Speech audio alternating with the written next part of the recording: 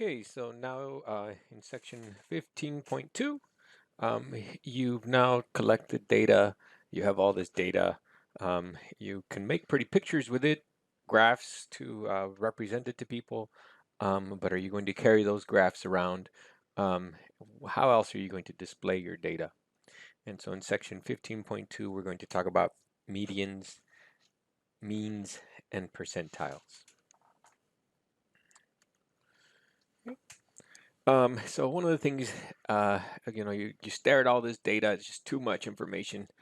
And so we would like to simplify that. And sometimes it's an oversimplification, but sometimes, it gives you a good indication. And so we want to talk about the average or the mean of the data.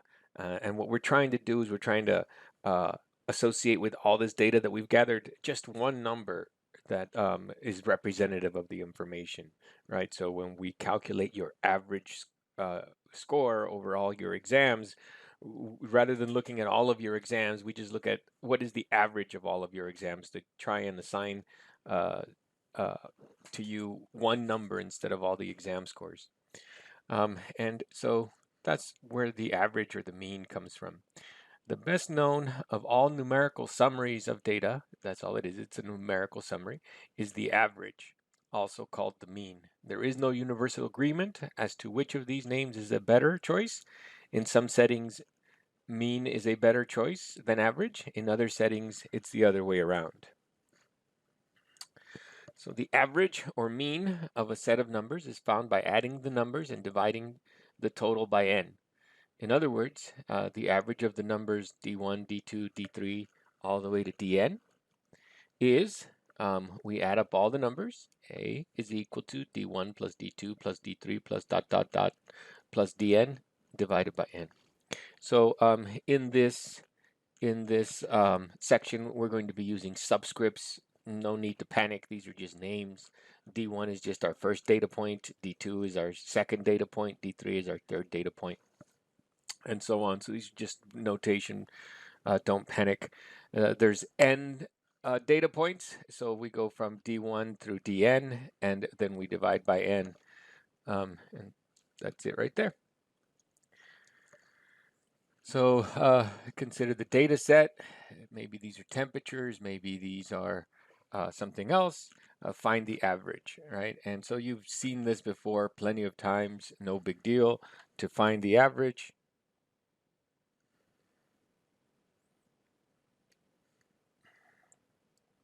sorry about that. To find the average, we simply add up all the data points and divide by the number of data points. So we're going to take -4, add it with 6, add it with 8, add it with -5.2, add it with 10.4, add it with 10, add it with 12.6, and add it with -13. And we're going to divide all that by the number of data points.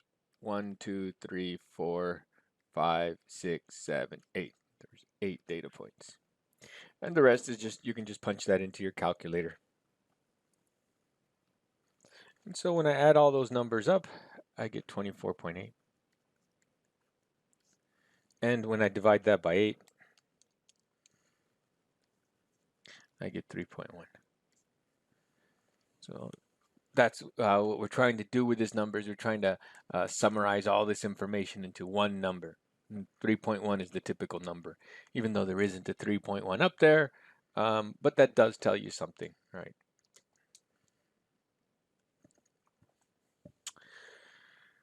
So example, Stat 101 test scores part 4. In this example, we find the average test score in the Stat 101 exam. First introduce an example 1. To find this average, we need to add up all the test scores and divide by 75. The addition of the 75 test scores can be simplified considerably if we use a frequency table. Okay, so sometimes you're given a frequency table, and so to figure out the average or the mean using a frequency table, you have to figure out how many data points you have. Now, We get that by adding up all the frequencies. In this problem, the problem says we have 75, but if we add up all these frequencies, let me write down this sigma, and that just means if we add these up, we get 75, right? And so that's what we're going to divide by, right? And so then to find the average, we need to add up all the data points. But this was saying that there was only one 1. This is telling me that there was one 6. But this is telling me there's two 7s. So instead of adding 7 plus 7, I just do 2 times 7. This is telling me that there was 6 8s. And so we have 6 times 8. This is telling me we had 10 9s. So we have 10 times 9. Then we have 16 10s. So we have 16 times 10. And then we have 13 times 11. 13 11s. And then we have 9 12s, 9 times 12, and then we have 8 13s, 8 times 13, and then we have 5 times 14, 5 14s, and we have 2 15s, and then we have 1 16, so we just have 16, and we have 1 24. And we're going to divide all that by, if we did not know, we would add all these numbers up at the bottom here, all these numbers up here, and those add up to 75, or those should add up to 75. The rest is just let the calculator do all that, all the addition, and we get 814 is the sum of all the scores divided by 75. And so then divided by 75, we get 10.85. So we round it off to the nearest tenth, we get 10.9. So again, my average is not actually one of my possibilities. My scores were just integer values. And so then why not just round this off to 11? You can, but very frequently averages are rounded to one more decimal place than your data points. That serves to give you an idea of where your average is. It's not exactly 11. It's in between 10. I'm sorry. It's in between 10 and 11, closer to 11 than to 10. Okay. From the frequency table, we can find the sum S of all the test scores as follows. Multiply each test score by its corresponding frequency, and then add these products. That's what I did. Thus, the sum of all the test scores is 814. Right? And then if we divide this sum by 75, we get the average test score, 814 divided by 75. They went out to the hundredths place, 10.85. If I don't tell you where to go to, you can go to where you feel is reasonable. I felt the tenths place was reasonable. Your book seems to think that the hundredths place is reasonable. Okay. In general, to find the average A of a set of a data set given by a frequency table, step one, we want to find the sum of all the data points, right? And we're going to do that. So over here is your data point, and over here your frequency, how many of those data points you have, and so you multiply them together and add them. So you multiply these two together, that's this one here, then you multiply these two together, that's this one here, and you just add all those up. Then you need to figure out, well, what's the, how many data points do I have? Well, if there was F1 of these and F2 of those and so on and so forth, then you have to add all these up to figure out how many you have. That's this one right here. And then to find your average, you just take your sum and you divide it by n. And there you go. That's your step 3. 1, 2, 3 steps to finding the average from a frequency distribution. Okay. So people use average, mean all the time when you listen to the news, and so it's information that's going to be presented to you. You need to be able to think critically about it. You need to be able to process it, and does this make sense? Is there anything I should worry about? And so here's just one example of where this could be an oversimplification of what's really going on. Imagine that you just read in the paper the following remarkable tidbit. The average starting salary of philosophy majors who recently graduated from Tasmania State University is $76,400 a year. This is quite an impressive number. But before we all rush to change our majors, let's point out that one of the graduating philosophy majors happens to be basketball star Hoops Tallman, who is playing in the NBA for a starting salary of $3.5 million a year. Right? So we have this huge average, 76,400, but it includes this one player who's making $3.5 million a year. And so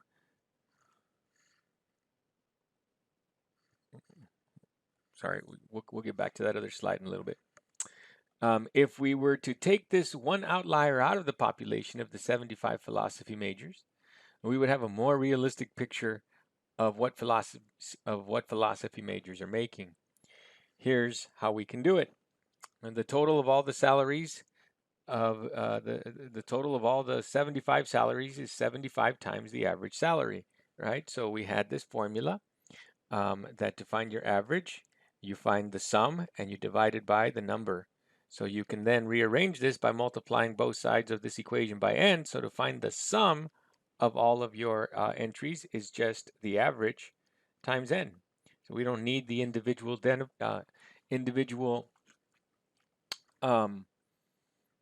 points to figure out what is the sum of all the values. So the total of all of these is the 75 philosophy majors times the average, 76,400, which leaves us with 5,730,000 is what they all made. The total of the other 74 salaries, excluding Hoops 3.5 million, is 5,730,000 minus the 3,500,000, which gives us 2,230,000. And so now we can divide this by 74. And when we divide this 2,230,000, that's the sum of all the other 74. We get about $30,135. So that's one of the problems with the average. It is very susceptible to outliers. One outlier can really skew your information and make things look a lot different than they really are. That is the problem with trying to summarize a large amount of data with just one number. But it is used all the time because of its simplicity. It's just one number.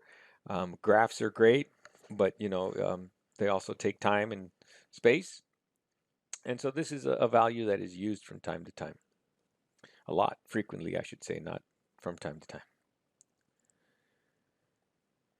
Here's another example, living beyond your means. Table 14.9 shows the monthly balance income. Table 14.9 shows the monthly balance, monthly income minus monthly spending in Billy's budget over the past year. A negative amount indicates that Billy spent more than what he had coming in, adding to his credit card debt.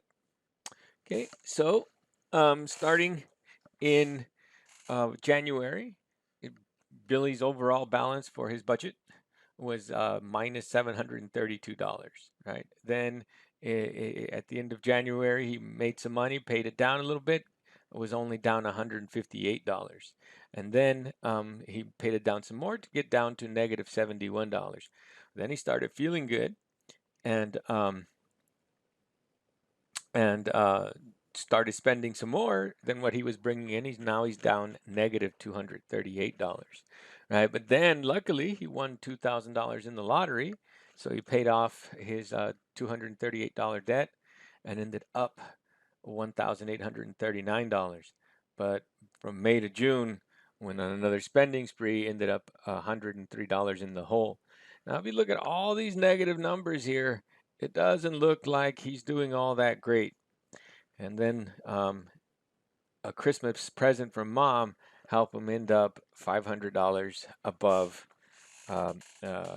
over zero. So he's got some $500 in his account. So if Billy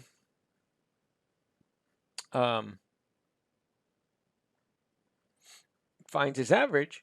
In spite of his consistent overspending, Billy's average monthly balance for the year is $26. Check it out. This average hides the true picture of what is going on. Billy is living well beyond his means, but was bailed out by a lucky break and a generous mom. Right, so this average might seem like, hey, he's not doing so bad. He's got a positive average balance, but that's only because of the two lucky events. And so average is can be misleading. You need to be careful with that.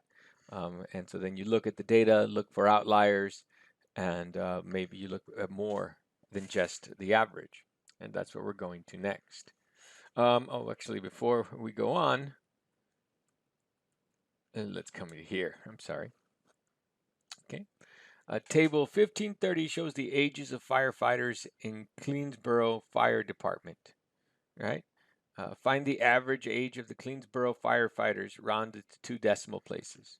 So you're the city person. You're looking around and you want to how's my fire department doing?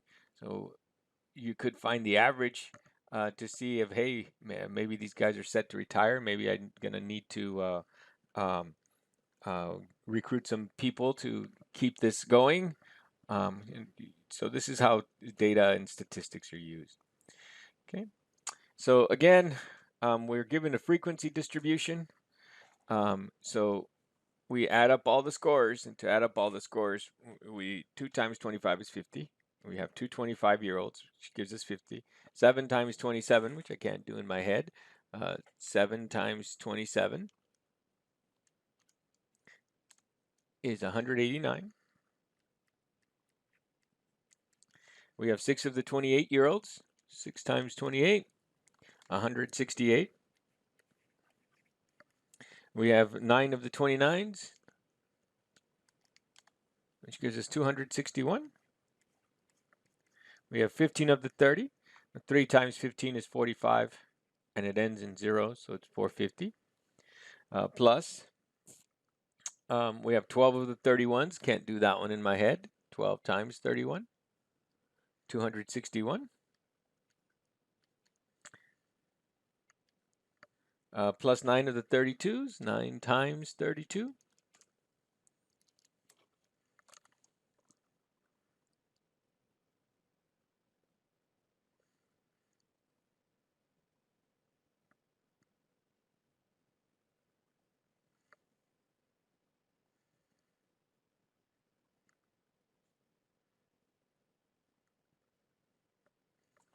12 times 31 is 372.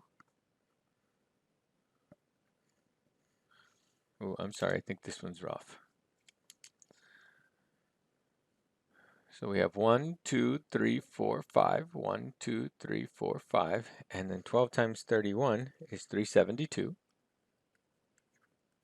And then 9 times 32 is 288. And then 9 times 33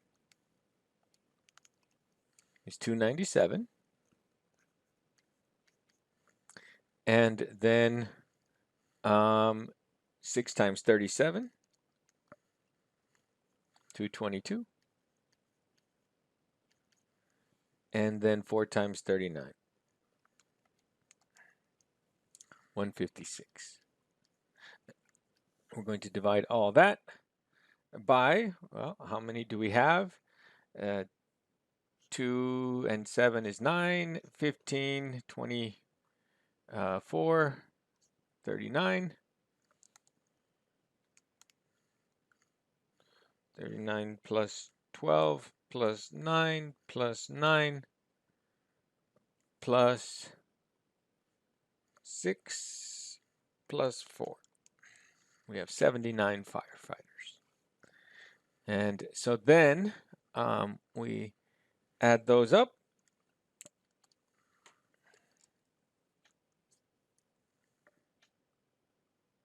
When we add all the ones up on top, we get 2,453. And when we divide that by the 79 firefighters, we see that we have an average of about 31 years old. And there we go. That's the average age of the Keensburg firefighters, rounded to 2 decimal places. We got to follow directions. And so we get, the calculator says 0.050. And because this is a 0, this stays a 5. And we are done.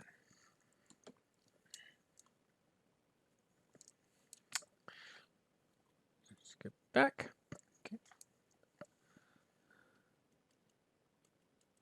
Okay, so now let's talk about percentiles. While a single numerical summary, such as the average, can be useful, it is rarely sufficient to give a meaningful description of a data set. A better picture of the data set can be presented by using a well-organized cadre of numerical summaries. And the most common way to do this is by means of percentiles. So you guys have hear percentiles all the time. If those of you recently graduated from high school may have taken the SAT, and your score was given to you both as a score and as a percentile. And you know, this is stuff you see all the time, so it's nice to know what it means. The pth percentile of a data set is a value such that p% of the numbers fall at or below this value, and the rest fall at or above it. Right? So the pth percentile of a data set is a value such that, and I think we should really have a roughly, because it hardly ever works out exactly. So roughly, p% of the numbers fall at or below this value, and the rest fall at or above it, right? Roughly. It essentially splits a data set into 2 parts, the lower p% of the data values and the upper 100 minus p% of the data values.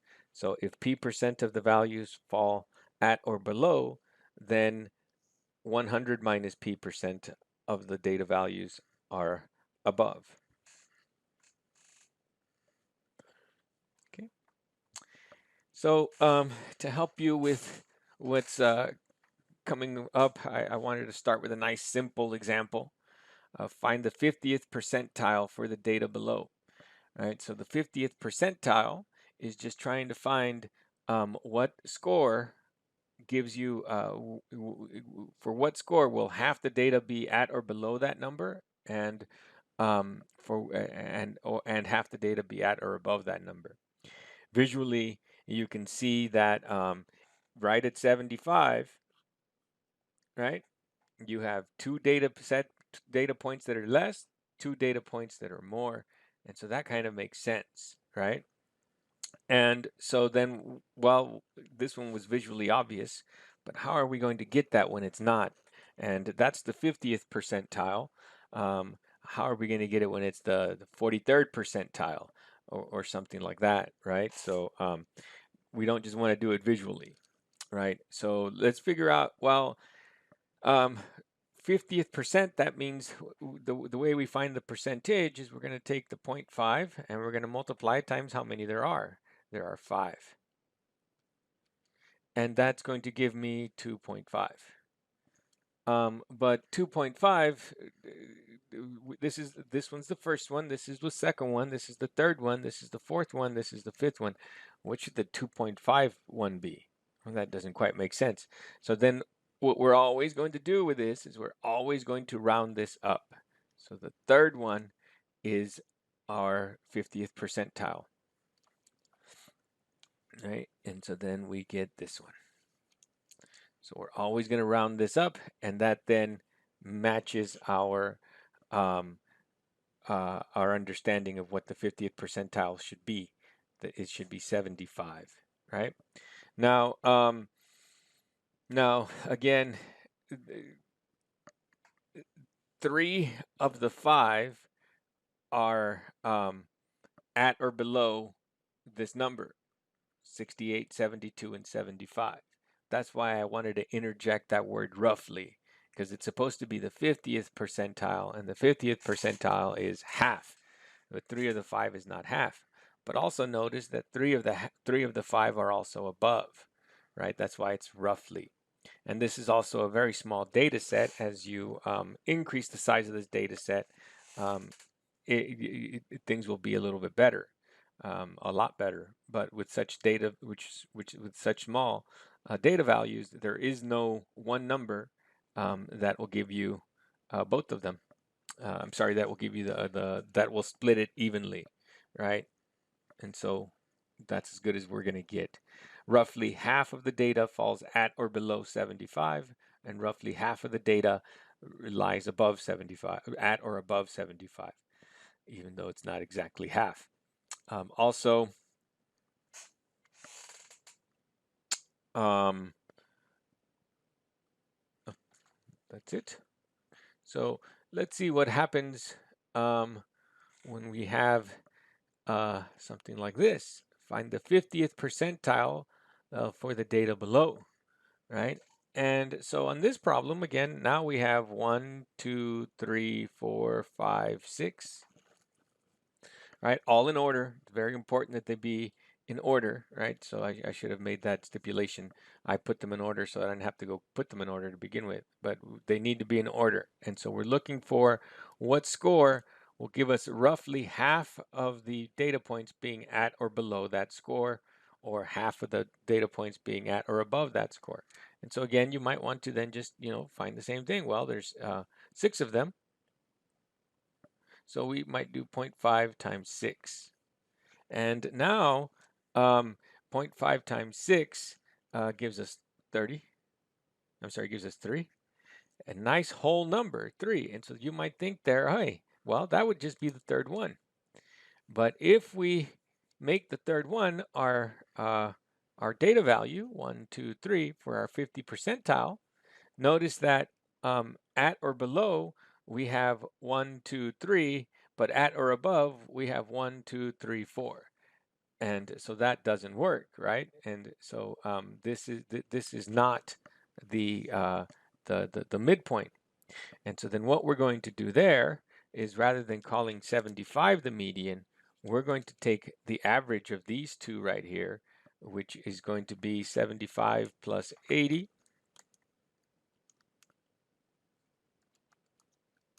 155 divided by 2, 77.5. And even though 77.5 is not one of my scores, I'm going to put it right here in the middle, and then here things do work out nicely. When I put my 77.5 right in the middle, you can see that exactly now half of my scores are less than 77.5, 1, 2, 3, and half of my scores are higher, 1, 2, 3, right?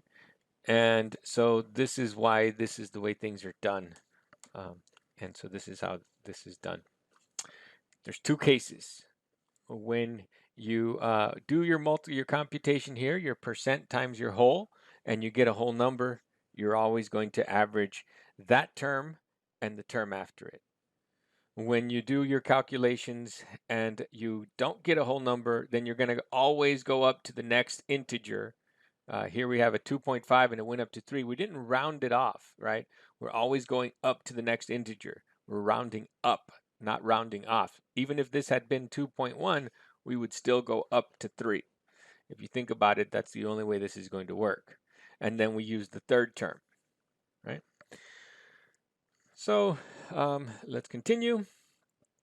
There are several different ways to compute percentiles that will satisfy the definition, and different statistics books describe different methods. We will illustrate one such method.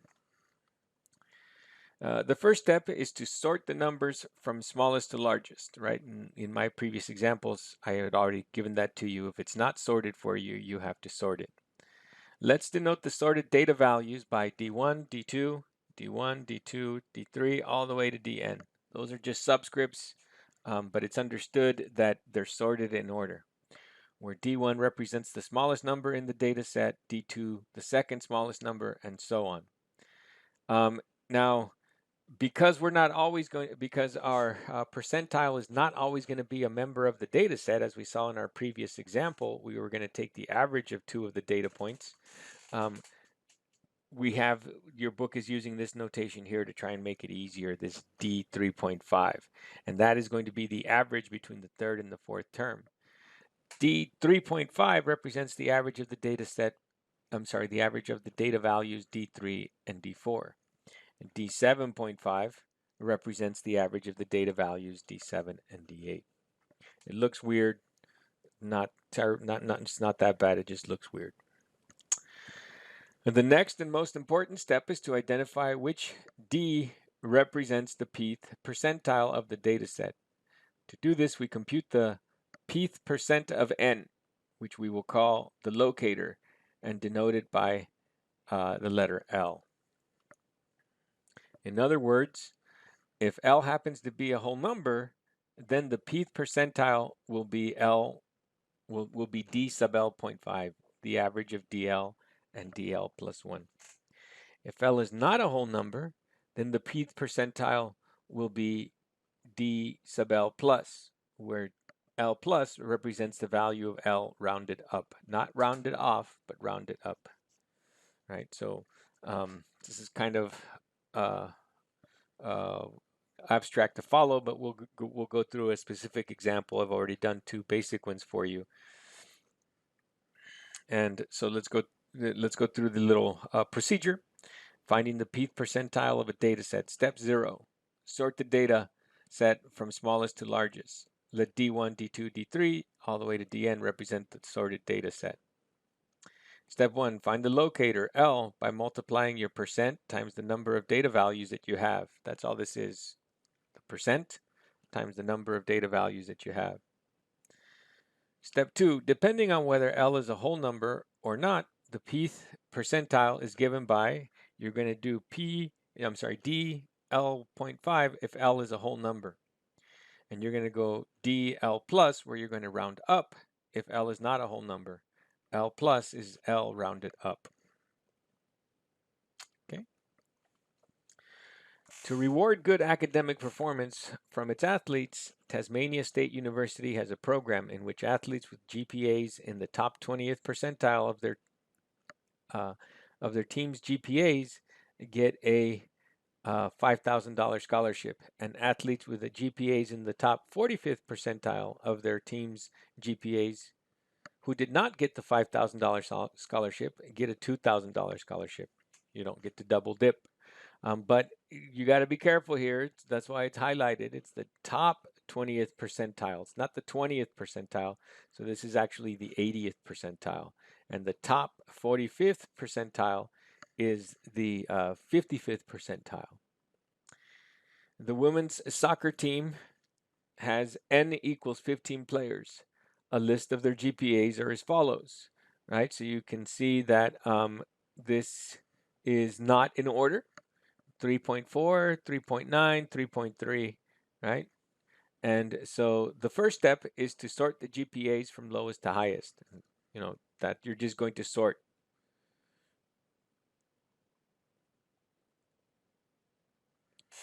Okay, so what is the lowest one? Scanning through this. We have 3.3, 3.6, 3.5, 4, 3.7, 3.8, 3.6, 3.8, 3.2, and so we have 3.3 is the lowest. And we're done with that one. And then 3.42, but we have 3.41 right there. And so then that looks like that's the next one, 3.41. There's computer software that will make this a lot quicker. And then we have 3.42.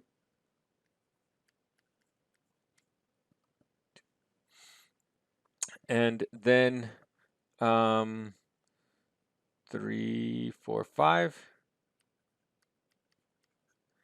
And then 3.57. And then 3.62. And then 3.67. And then we're done. Ooh, 3.35. I missed that one. So what I can do is sneak that one in here between the 3.33.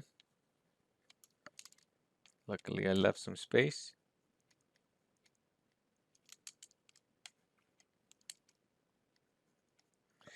and the 335. And we're done with that one. And we're at 367 over here.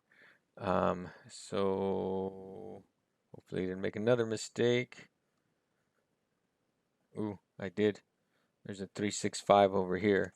So I can change that to a 365 and then 367.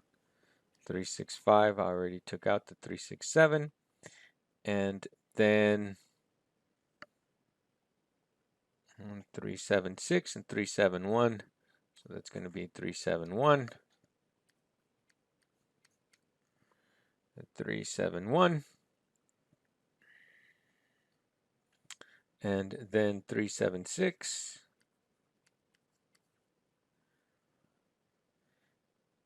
And then 382. And then 388.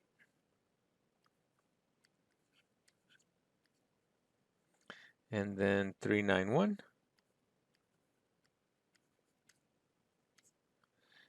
And then 4.0.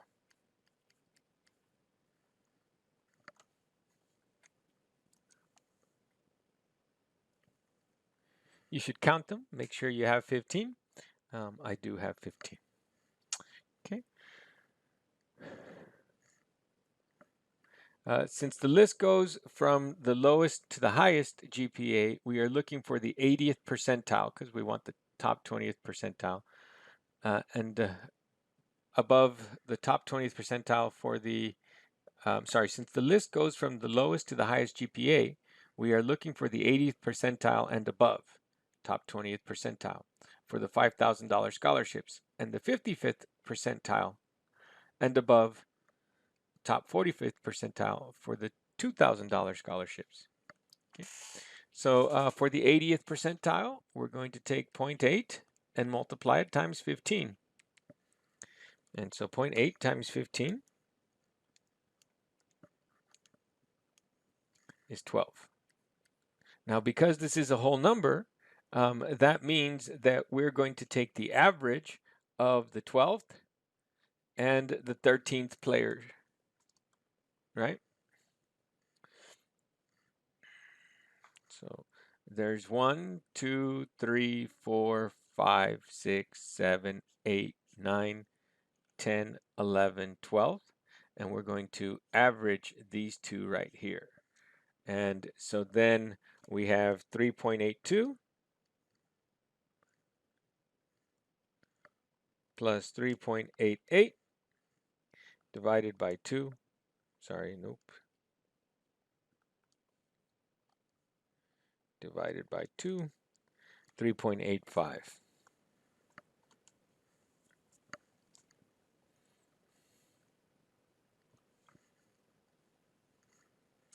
So because we get our going over our notation, because the 0.8 times the 15 is a nice whole number, then we have to average. So we're not going to take the 12th player, we're going to take the 12.5. And the 12.5 means you averaged the score of the 12th position and the 13th position, and that gave us the 3.85. So 3.85 and above gets the $5,000, right? So $5,000 scholarships. The locator for the 30th percentile is 0.8 times 15 is 12. Here the locator is a whole number, so the 80th percentile is given to D12.5, which is 3.85. The average between 3.82 and 3.88. Thus, 3 students, the ones with GPAs 3.88, 3.91, and 4.0, get the $5,000 scholarships. Right? For the $2,000 scholarships, we're going to do the 0.55 times the 15, which means we want position 8.25. But this is not a whole number. So here, the locator is not a whole number. So we round it up to 9. And the 55th percentile is given by D9, right? So D9 is the 9th position, right? So if we go back to all my positions here, put this in purple, 1, 2, 3, 4, 5, 6, 7, 8, 9. So my this is my 55th percentile, 3.67.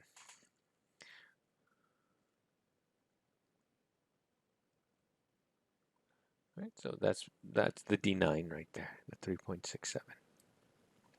Thus, the students with GPAs of 3.67, 3.71, 3.76, and 3.82, all students with GPAs of 3.67 or higher, except the ones that already received the $5,000 scholarships, get $2,000 scholarships. The 50th percentile of a data set is known as the median and denoted by M. The median splits the data set into two halves. Half of the data is at or below the median, and half of the data is at or above the median. Again, roughly.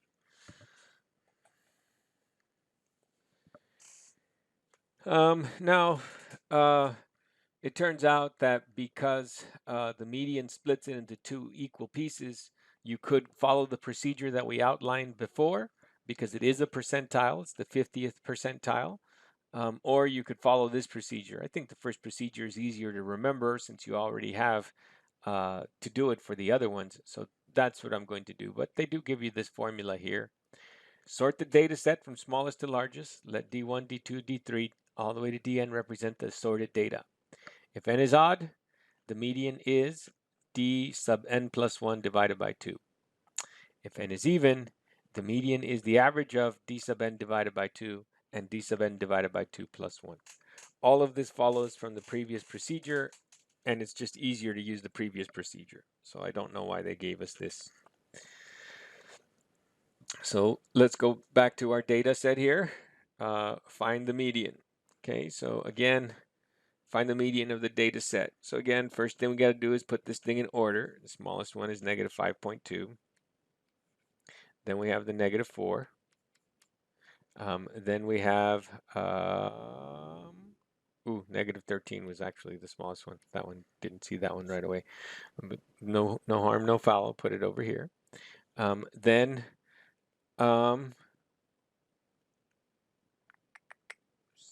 6, then 8, then 10, then 10.4, and then 12.6.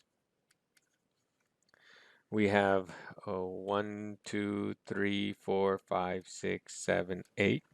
8. 1, 2, 3, 4, 5, 6, 7, 8. 8. So we have the correct number of entries, right? So for the median, 0.5 times 8 is going to be 4. And so then because that's a nice whole number, we're going to average position 4 and position 5. So 1, 2, 3, 4, 5. We're going to average those two. 6 and 8 is 14, and 1 is 7. So the median is 7.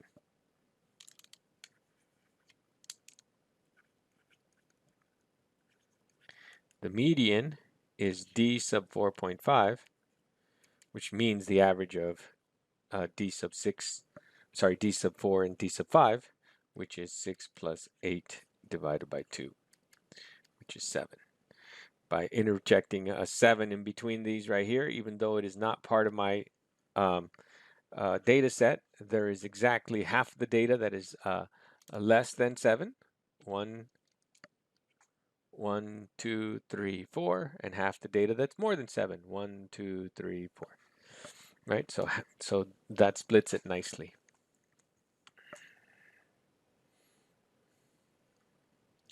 That is the median.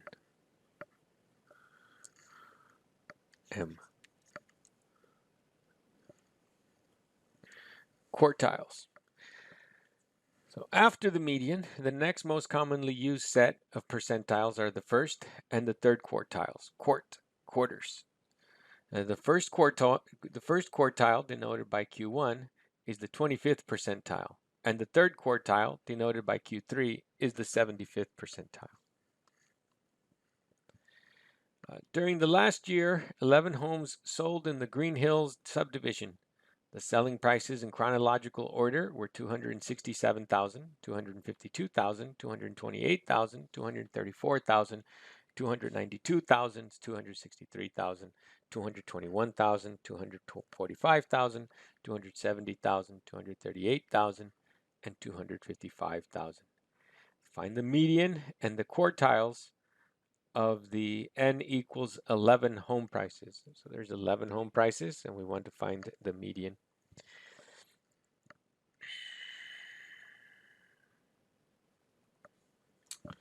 Okay, so the very first step is to put these things in order. And so what we're going to do is ignore the thousands. And so we'll just put these in order.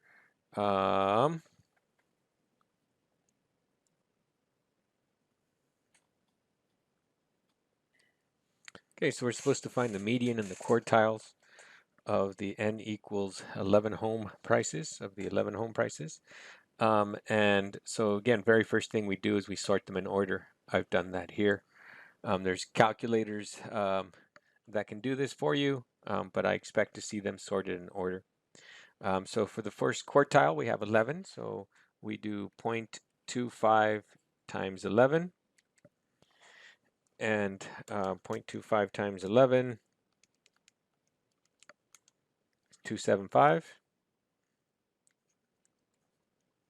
And this implies that the first quartile is Q1 equals D3. So we round this up, and the third 1, 2, 3, 234,000. Okay. For the median, it's 0.5 times 11. 0.5 times 11 is 5.5. Since this is not a whole number, we round up, and this implies that Q2, which is the same thing as the median, which is then going to be D6.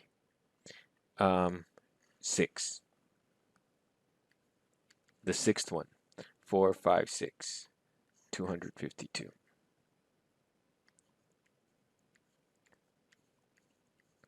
And then we do 0.75 times 11. And 0.75 times 11 is going to be 8.25, which means then that Q3, we round this up to 9, is going to be D9. So this was 6, 7, 8, 9, 267.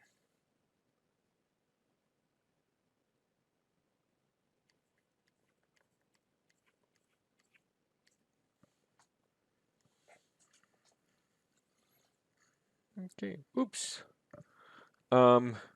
Just this morning, a home sold in Green Hills for $264,000. We need to recalculate the median and the quartiles for what are now n equals 12 home prices. We can use the sorted data set that we already had. All we have to do is insert the new home price, 264, in the right spot. Remember, we dropped the 3 zeros, the thousands part, right? So we have 264. We just put it right there in between the 263 and the 267. And so there we go. So now, but now that we have 12, the 0.25 times 12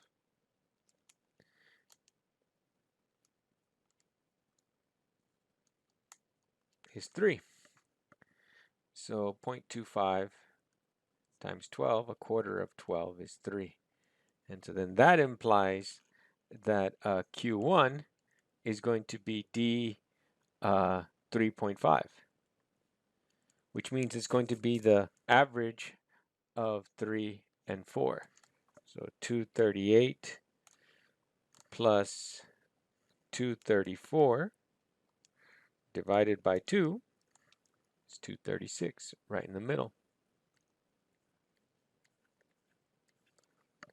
0.5 times 12 is 6, which again, since that's a whole number, that's Q1. That means that your median, which is also called Q2, is going to be D6.5, which is the average of the sixth one, 1, 2, 3, 4, 5, 6, and the seventh one, 252 plus 255 divided by 2. 255 plus 252 divided by 2, 253.5. And then finally, the third quartile, 0.75 times 12, is, if 1/4 was 3, 3/4 is 9. And so then, since that's a nice whole number, Q3 is D 9.5, which is the average of the 9th and the 10th one. So 6th, 7th, 1, 2, 3, 4, 5, 6, 7, 8, 9, and 10. So we have to average these two right here, the 264 and the 267. 264 plus 267 divided by 2, 265.5 thousand.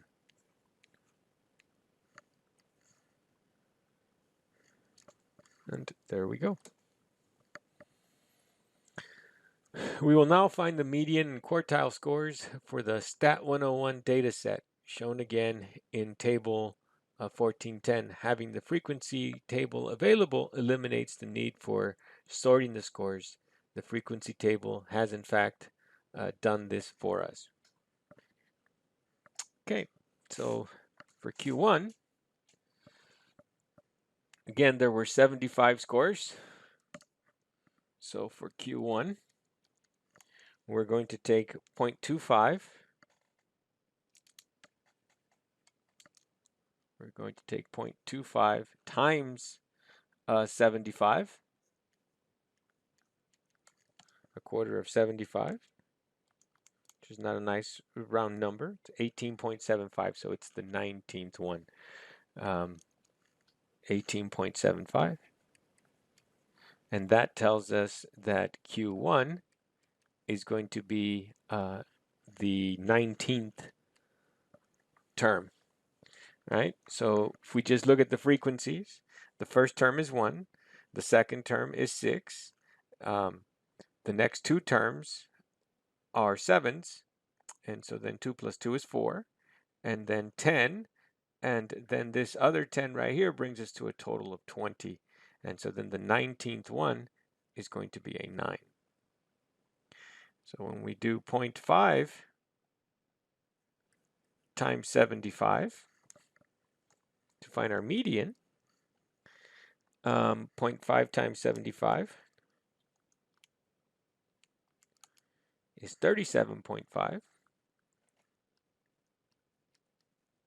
which implies that our median, which is Q2, is going to be D sub 38. So we need to get to the 38th one. We already know, so let me just start over again. There's 1 1 and 1 6 and 2 7s, so that's 4, and then that 6 is 10, and then that one's 20, and then that one's 36.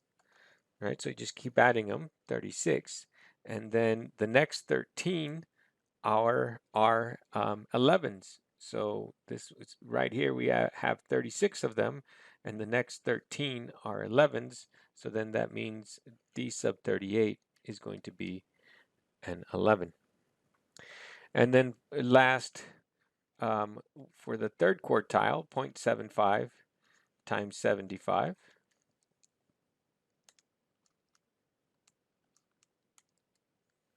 is 56.25. which then tells us that Q3 is going to be D sub 57. So we need to get to the 57th term.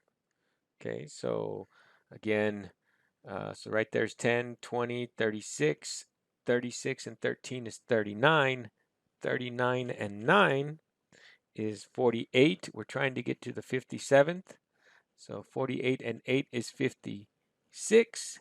So then the 57th is going to be a 14. And so then that is Q3. Here n equals 75, so the median is 38 score, counting from the left in the frequency table. To find the 38th number in the table, 1410, we tally frequencies as we move from left to right. 1 plus 2 is 2, 1 plus 1 plus 2 is 4, 1 plus 2 plus 2 plus 6 is 10, 1 plus 1 plus 2 plus 6 plus 10 is 20, 1 plus 1 plus 2 plus 6 plus 10 is 36. At this point, we know that the 36th test score on the list is a 10, the last of the 10s, and the next 13 scores are all 11s. We can conclude that the 38th test score is 11, thus m equals 11. Right?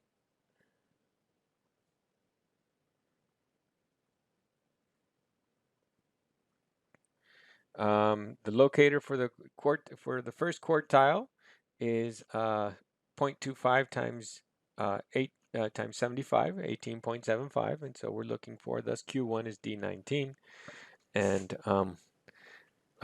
we just keep on adding them until we get to 19, and so at this point we realize that D10 equals 8, the last of the 8s, and that D11 through D19 all equal 9, hence the first quartile of the Stat 101 midterm score is 9. Since the first and third quartiles are at an equal distance from the two ends of the sorted data set, a quick way to locate the third quartile is to now look for the 19th score in the frequency table. We count frequencies from left to right. We find the third quartile to the stat set is Q3 equals 12. So let's move on to, let's make sure that I went.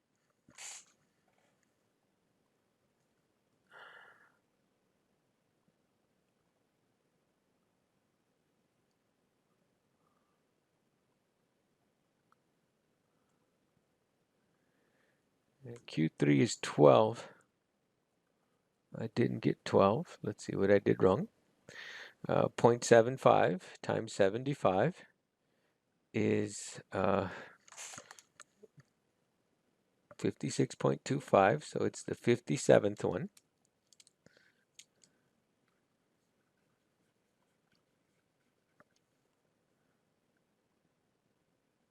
Okay, so again, these three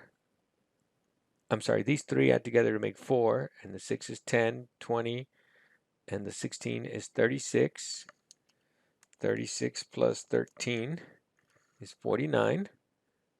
We're trying to get to the 57th one. 49 plus 9 is 58. Oh, right. So up to the 58th one will be 12s. And yeah, so the 57th one will be a 12. I don't know why I got 14. So it should be 12. Sorry about that. No, I did that different. They used a different argument. You could use that argument. So a quick way to locate the third quartile is to look for the 19th score in the frequency, because you're going to go up by 7 each time, right? So we did the first two. We went, the first one is going to be 9, and then you went to 38, Oh, not 9. So you went from 38 minus 9. You went by 29. So then 38 plus 29 is going to be 38 plus 29. So yeah, not entirely sure what they did, but we can get it the way I did it. You can think about their way. That's fine. Okay, so let's move on to example 2007 SAT math scores. The number of college-bound high school seniors taking the test was 1,494,531, as reported by the College Board. The median score in the test was M equals 510. The first quartile score was 430, and the third quartile score was 590. What can we make of this information? Let's start with the median first. From n equals 1,494,531, an odd number, we can conclude that the median is 510 points, is the 747th, 266th score in the sorted list of the test scores. This means that there were at least 747,266 students who scored 510 or less in the math section of the 2007 SAT. Why did we use at least in the preceding sentence? Could there have been more than that number who scored 510 or less? Yes, almost surely. Since the number of students who scored 510 is in the thousands, it is very unlikely that 747,266th score is the last of the 510s. In a similar vein, we can conclude that there were at least 373,633 scores of 430 or less. The locator for the first quartile is 0.25 times 1,149,531, and at least 1,120,899 scores of Q3, which is 590 or less. A note of warning. Medians, quartiles, and general percentiles are often computed using statistical calculators or statistical software packages, which is all well and fine since the whole process can be a bit tedious. The problem is there is no universally agreed upon procedure for computing percentiles, so different types of calculators and different statistical packages may give different answers from each other and from those given in this book for quartiles and other percentiles. Everyone agrees on the median. Probably not off by a whole lot, and that's probably not going to cause that much problem. Okay. A common way to summarize a large data set is by giving means of its five-number summary. The five-number summary is given by, so you have 5 numbers to describe your data set rather than looking at the entire data set, especially when you have millions of data points. Reducing that down to 5 numbers is a lot better than the 5 million, and it's going to give you more information than just one, just the average. So the 5 numbers are the smallest value in the data set, called the min, the first quartile, the median, also known as Q2, the third quartile, Q3, and the largest value in the data set, called the max.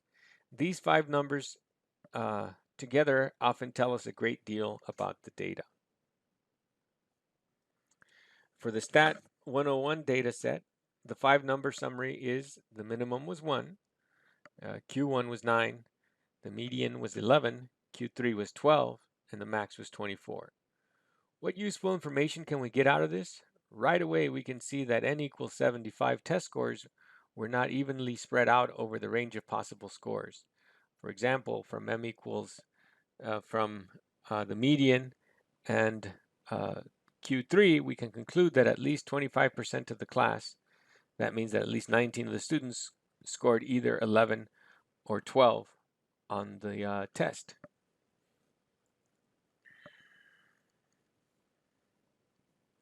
At the same time, from Q3 equals 12 and max equals 24, we can conclude that less than 1/4 of the class, i.e. at most 18 students, had scores of 13 through 24 point range.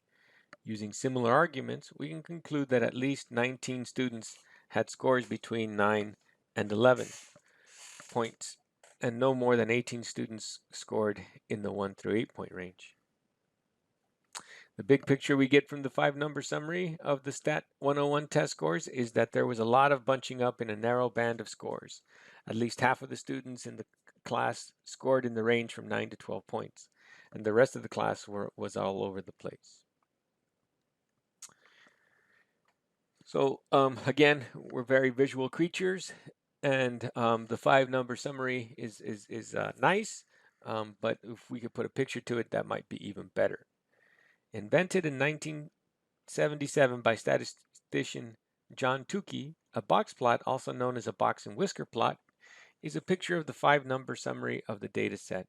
The box plot consists of a rectangular box that sits above a scale and extends from the first quartile, Q1, to the third quartile, Q3, on that scale. A vertical line crosses the box indicating the position of the median, M. On both sides of the box are whiskers extended to the smallest value, the minimum, and the largest value, maximum, of the data. This figure shows a generic box plot of a data set, right? So we have a whisker. So here's your whisker ends over here at the min. It goes to your Q1. So from the minimum to your Q1 is where your whisker is. Another whisker is from the Q3, the third quartile, to the max. And your box goes from Q1 to Q3, and your median is then displayed by this bar here. Now, your median doesn't have to be right in the middle of the box. It may or may not be. If it is right in the middle of the box, it tells you that things are pretty evenly spread, but your median could have been over here, telling you that that you have more of the data on one side or the other. So this figure shows a box plot for the STAT 101 data set. The long whiskers in the box plot are largely due to the outliers 1 and 24, right? So the figure shows a variation of the same box plot, but with 2 outliers marked with 2 crosses, segregated from the rest of the data, right? So your whiskers, you have a twofold whisker. You have this X over here telling you that that's an outlier. You have another X over here telling you that that's an outlier. And you have a data point over here at 6 and a data point over here at 16. And that then really illustrates that those are outliers. Example, comparing agriculture and engineering salaries. This figure shows a box plot for the starting salaries of 2 different populations: first-year agriculture and engineering graduates of Tasmania State University. So you can see that the min is much lower for the agriculture. It's down here looking like about 32,000, 32,500, but it's also much higher, right? So it's over here looking like at about 63,000 for agriculture, right? Now the median is higher for the engineering people over here in the 50,000 mark, and so is the Q1 and the Q3. So the Q1 over here is closer to the 35. And you can get all this information by looking at it side by side. Superimposing the 2 box plots on the same scale allows us to make some useful comparison. It is clear, for instance, that the engineering graduates are doing better overall than agricultural graduates, even though at the very top levels, agricultural graduates are better paid.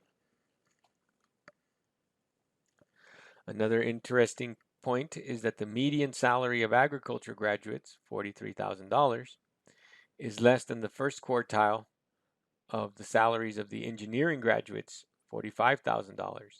And so what that tells you is that if you look at these boxes and the width of these boxes, that tells you that the spread is a lot less, it's a lot less spread out for the engineering salaries. The very short whiskers on the left side of the agriculture box plot tells us that the bottom 25% of the agriculture salaries are concentrated in a very narrow salary range, 32,000 to 35,000.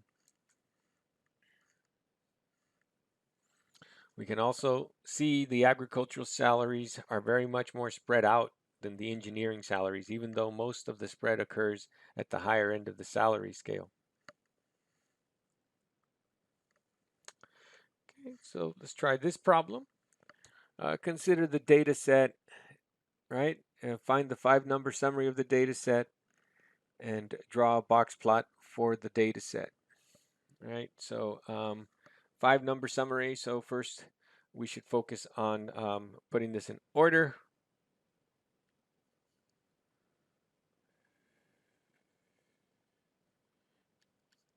Negative 13, negative 5.2, negative 4,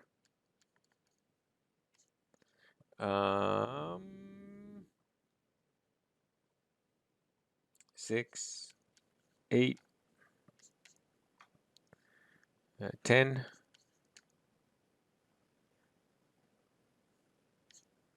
10.4,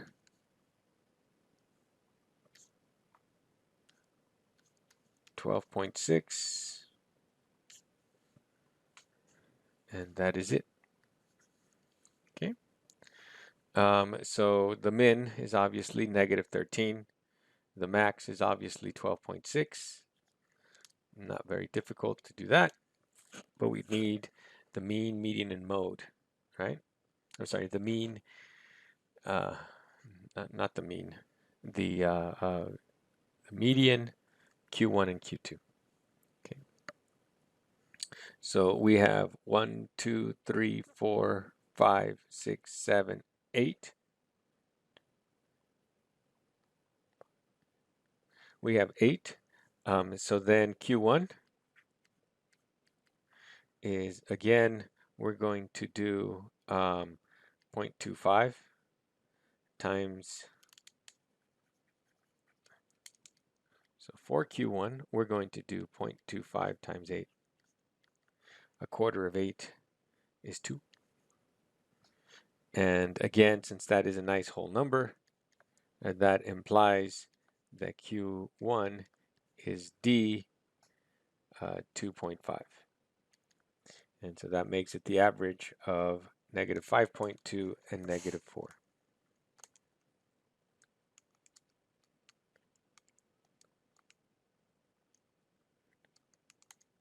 Negative 4.6.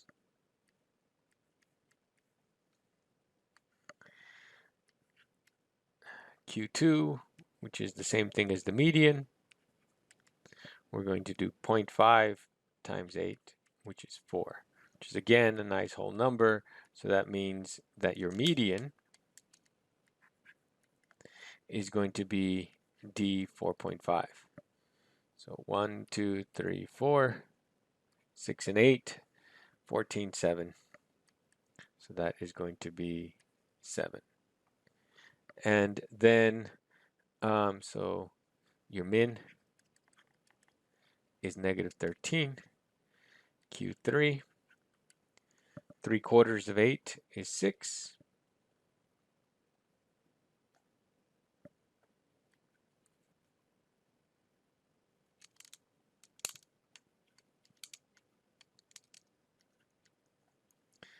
.75 times 8 is 6, which implies that Q3 is going to be the average of 6 and 7, so D 6.5.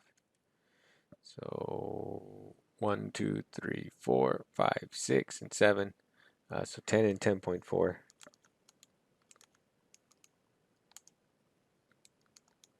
10.2. Okay.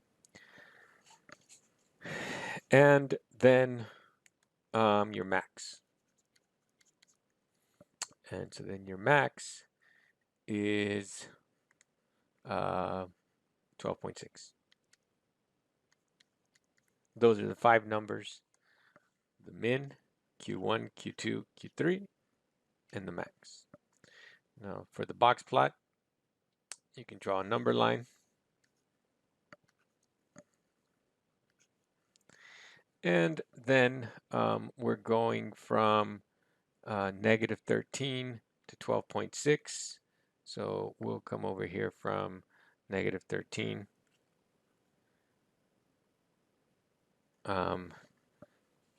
We should go up by, I don't know, 5? No, we don't want to do 5. Let's go up by 3. So that's -10, -7, -4, -1, 2, 5, 7. I'm sorry, not 7, going up by 3.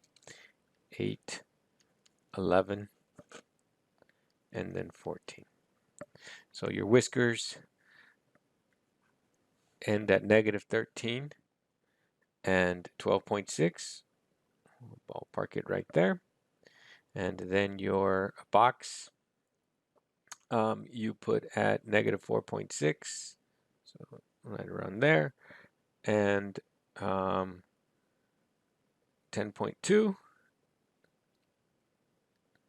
right around there. Your median, so you should draw this box that goes all the way to Q1 and Q2. Your median is 7, 5, 6, 7. And then you put your whiskers on there. And that's your whisker and box plot. Your homework for this section is 23 through 45 odd. This will be the last section that we cover. I will post the review on Wednesday. Next Monday will be your third exam. We'll go from there.